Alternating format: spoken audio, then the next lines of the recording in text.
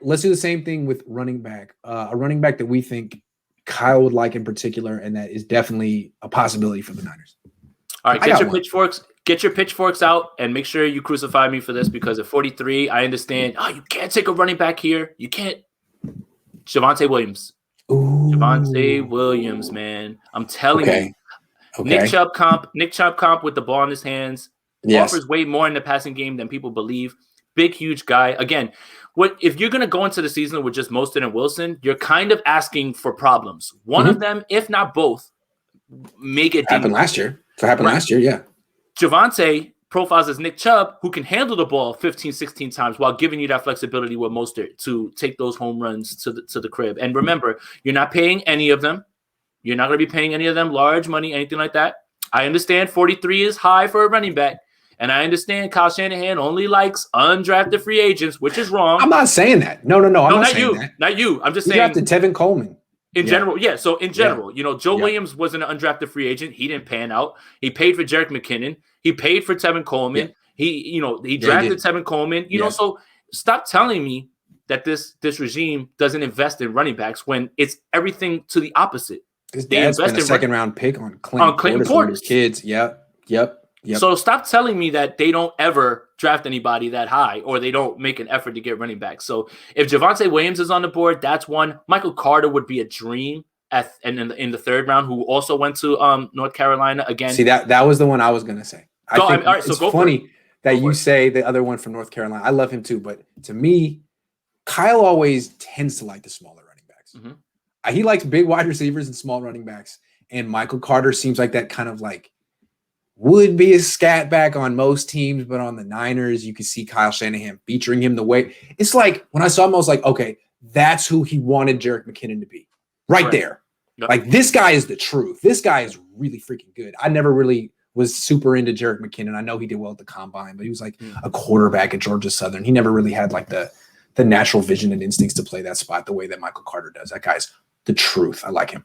So the running joke in Mobile was the first person in front of Michael Carter missed. Exactly. Now it didn't matter. It didn't matter if the play ends up being a 1-yard gain or a 10-yard gain or anything like that. The first person in front of Michael Carter misses, and it's a rule. It's not the exception. Like it's either taking your helmet and pushing it down or giving you a shake, and then you like he looks like he's covered in grease. Like you try to grab him and he just slides out. The first person never tackled Michael Carter. So after the game, we got a chance. His family was the loudest in the entire stadium.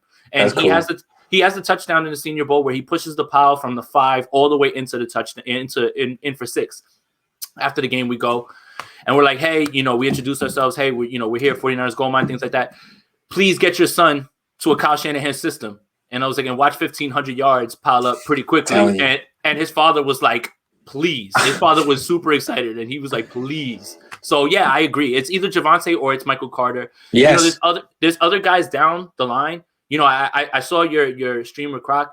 Chuba Hubbard. He likes Chuba Hubbard. Yeah, that's a really, really good call. Honestly, it really is. And he could be had a little bit later. I just think that Javonte and Michael Carter's stock is going up. Demetric Felton is one more that you guys should be paying attention to. Got it. Yes. Yeah. So in the Senior Bowl before, Antonio Gibson went from a wide receiver to a running back. He went from a running back to a wide receiver in this Senior Bowl. Mm-hmm. Now the thing is he doesn't run regular routes as a running back. He looks like a wide receiver. Like he's that good. He was dusting all of his one-on-one. So those are the guys that I've got my eye on. I'm sure that Kyle has his eye on one of them, and I would not be surprised to see them draft a running back in this draft at all.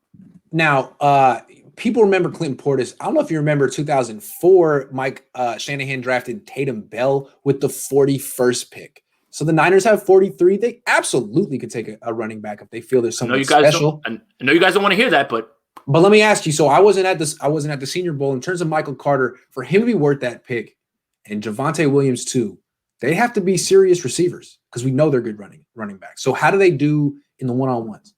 So Javonte isn't as skilled as Michael Carter. Okay. And there were plays in the Senior Bowl where they have different body types. They have different body types. Exactly. Yeah. And that's the thing that kind of leans me to Javonte is that he looks like he's built to take the beating. But Michael Carter is the shiftiest guy. And I'm trying to remember if he was on Mon's team or if he was on the other team because there was like one drive where literally all they were doing was like they would run orbit motion and then boom, hit him with a pass on the side and let him work. Like let him shake somebody and go. Yeah. So that's what Javonte can't do that he can do. He's much more shifty. Javonte's gonna run right through you. And he's a huge so what man. you're saying is Javonte is what the Niners don't have. And what I'm saying is Michael Carter is what Kyle Shanahan is drawn to. Yeah. Even though it's like he'll take 1,000 of them. Yeah. I mean, that put makes him in a sense. committee. Absolutely. Either one of those guys fit. It's just that they fit in different ways, but they're both a fit. They're both ballers too. Yeah. Yeah. Hell yeah. Yeah. Jason, I love this show. Thanks so much for doing it with me every week. I appreciate it, man. And thanks so much for everyone watching. We got a ton of donations today. Everyone was very generous. Thank you. Yeah. And they're still arguing about burgers, dude. That's the funniest thing. Everyone's like, Big Macs. Oh, good. I'm glad that it's not about, don't say anything bad about Justin Fields. Don't say anything bad about my hair. Those are two things you can't talk about. Before I let you go, you were saying you don't know nothing about Jack in the Box. So was it White Castle out there? What is it?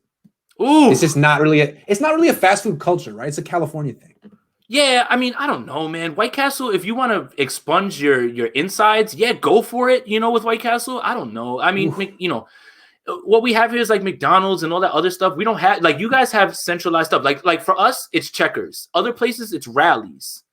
Oh. Yeah. Okay. So it's the same thing. It's and you don't have Carl's Jr., it's Hardee's, right? Nope. We don't have Carl's Jr. or Hardee's, I don't think. I think we just got a Carl's Jr. We just got Sonic. You guys just have like pizza parlors and like that's stuff. It. Yeah. And Italian food and Chinese places. Chinese places that that's are like bomb though.